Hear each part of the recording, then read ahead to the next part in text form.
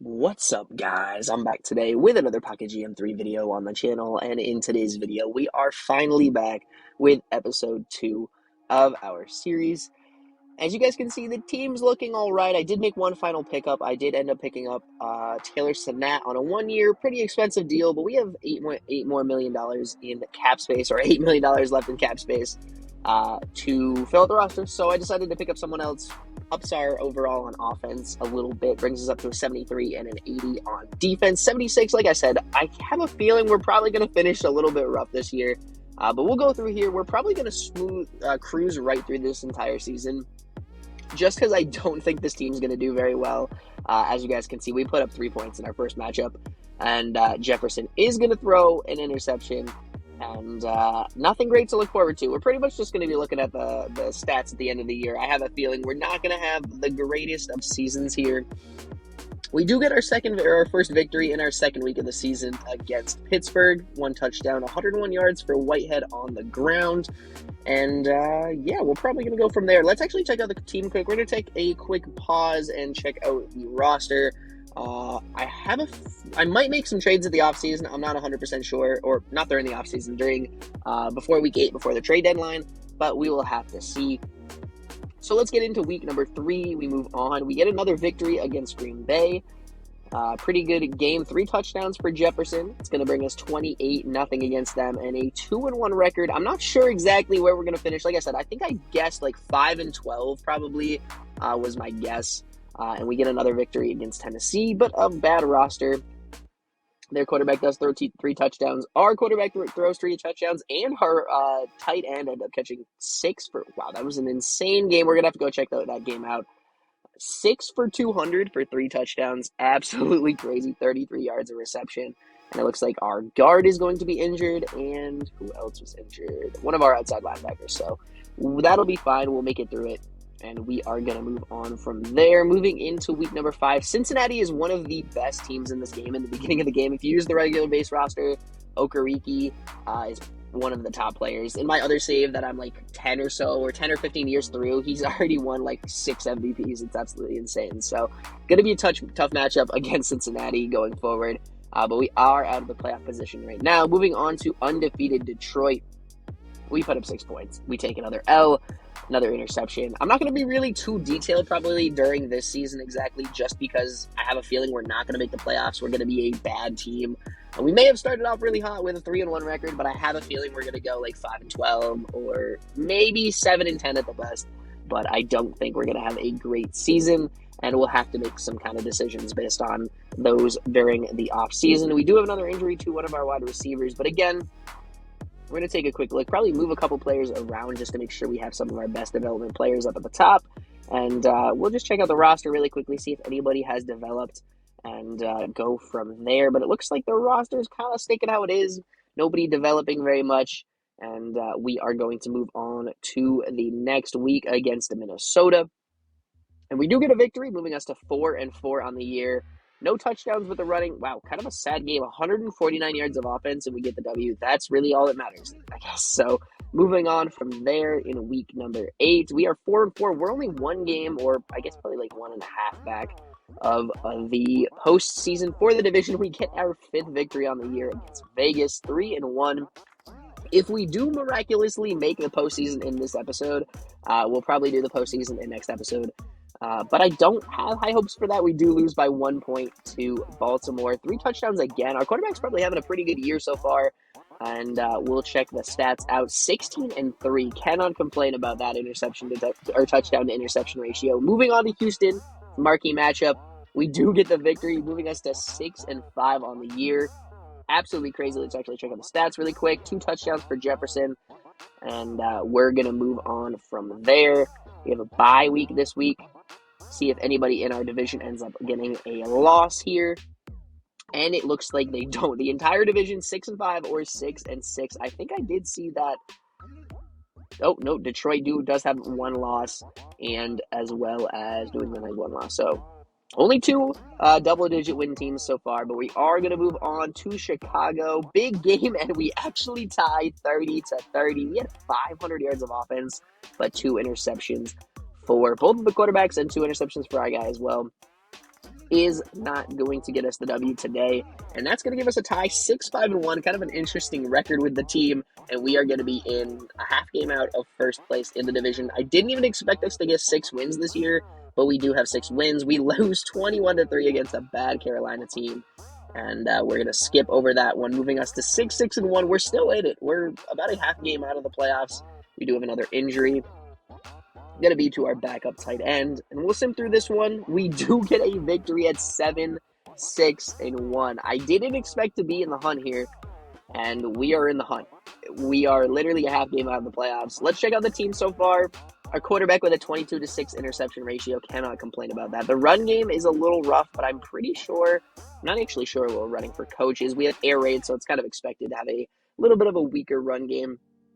And we're going to move on from there. Check out the roster really quickly. See if anybody has any development going on. See if we want to move some players around. It looks like everybody's doing pretty good. And we are going to move on from that one. So we're going to move on to Tennessee. This is going to be another mark. I feel like every division game at this point is very important. And we get the 27-3 victory.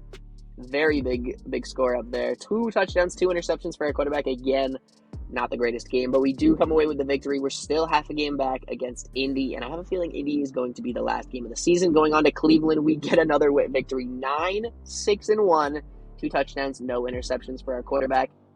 And we're going to move on to Week 18. This is against Houston, so do we want to watch this or do we want to sim this? We'll check out who Indy is playing. They are going to be playing Tennessee, so kind of a tough matchup to see if we can get in the division or to get in the postseason. There's a possibility we could get a wild card spot here, but there's no guarantee. 10-6 in Denver, 10-6 in Baltimore going to be a competition, and 10-6 in Miami. So if a couple of those teams lose and we get the W here, we're going to be in the postseason. So let's sim this game against Houston, see if we can get the dub, and we get absolutely clobbered. That is it for our postseason hopes. 1 touchdown, 2 interceptions. Not the greatest game, and Houston is going to knock us out of the postseason. We can check out where we ended up finishing. 16-1 for New England, 14-3 for Cincy. Like I said, their quarterback is insane. If we won that game, we would have been in the postseason. Literally, if we won that game, we would have been in the postseason. Indy ended up winning, but every single wildcard team that we were competing with Miami, Baltimore, and the Chargers, all ended up getting a loss. So we would have made the playoffs at 10-6-1 as the bottom wildcard team. Probably going up against a very good division opponent, or a very good Cincinnati, honestly. But we do miss out on the playoffs. A couple good teams up here. Detroit 15-2. We're going to sim through the playoffs. We'll get through this postseason. Actually, let's check out some of the team stats here. And 27-10, not too bad of a season.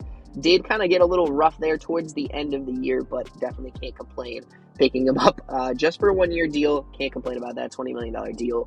Running game, kind of okay. Wilson really kind of had a down year. We're probably going to end up moving on from him in the offseason.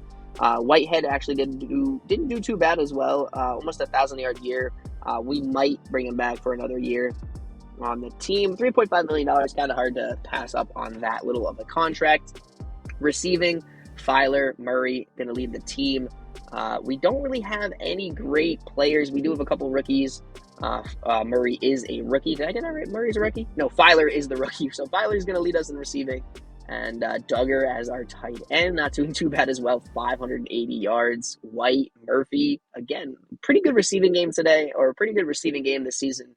And defensively, Myrick with 4 sacks, 9 sacks for McKenzie, outside linebacker, not too bad. 6 for Ford, 4 interceptions for Lomax. He's on an absolutely enormous contract, but that is okay. Our kicker did okay, a rookie, 25 for 34. Not the greatest, but it's acceptable. And let's go check out some of the player stats just really quickly. See who probably will win MVP this year. It looks like Jack is probably going to win MVP. Running back, it's really tough for them to get an MVP, so I have yet to see one. I've seen someone come in second, but I've never seen a running back win it. And then overall, tight end doing pretty good. I'm just kind of checking to see if we have any players kind of up here who might get maybe an all-pro selection or a conference bowl selection. Overall leader of sacks. Let's check defensively who might win the defensive player of the year. 3 players with 10 interceptions is absolutely crazy. That's happened very seldom in the NFL, so I'm kind of disappointed that happens a lot in this game.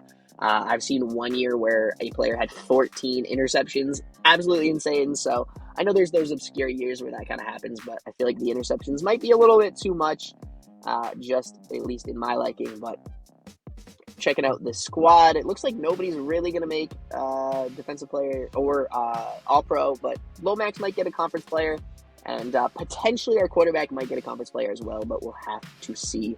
But we end up finishing this year off 9-7-1. I can't complain. It's much better than I expected, and kind of not making the playoffs is going to be the first person out, the first team out really is disappointing. Just, wow, Cincinnati loses in the first round.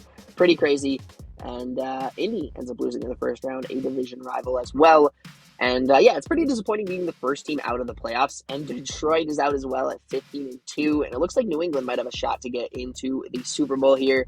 But yeah, like I said, it's kind of disappointing being the first team out because you're going to get a worse draft pick. But we'll see what we can do and see if we can make maybe potentially some trades here during the offseason and see if we can maybe move up in the draft. But we'll have to see what happens. New England ends up losing it to Arizona. And it looks like their running back is going to be Champions Bowl MVP. As I was right, Josiah Jack is going to win, and the rookie over here is going to come in second, 26-9. Landon Saunders, let's check out his season. 10 sacks, 2 forced fumbles, 2 interceptions, 8 TFLs, not too bad. And our player actually ended up coming second in Defensive Player of the Year with 6 sacks, 2 forced fumbles, and the number 1 guy ends up getting 13 sacks. So obviously not going to compete there, but it cannot complain. Any All-Pro selections, that's going to be a no. Any Conference Bowl selections, our quarterback doesn't make it. Our tight end's going to make it. Our tackle's going to make it. A tackle that I actually just randomly picked up off the street right before the season, our center. And that looks like where we're going to end it. Coach of the Year going to go to the Buffalo coach. And that's where we end it. We're in the playoff hunt. We fought bravely, attempting to make the playoffs. Good job this year. We'd love for you to return for another season. Expect you to make the divisional round. Kind of a jump there. Not even the wild card. They want us to get into the divisional round, which probably means we're going to have to win the division, which is going to be tough. But we do have some potential here heading into the offseason. But without further ado, I'm going to end this one off. Thank you guys so much for watching. 9-7-1 season. Just the first team out, or the first team to miss.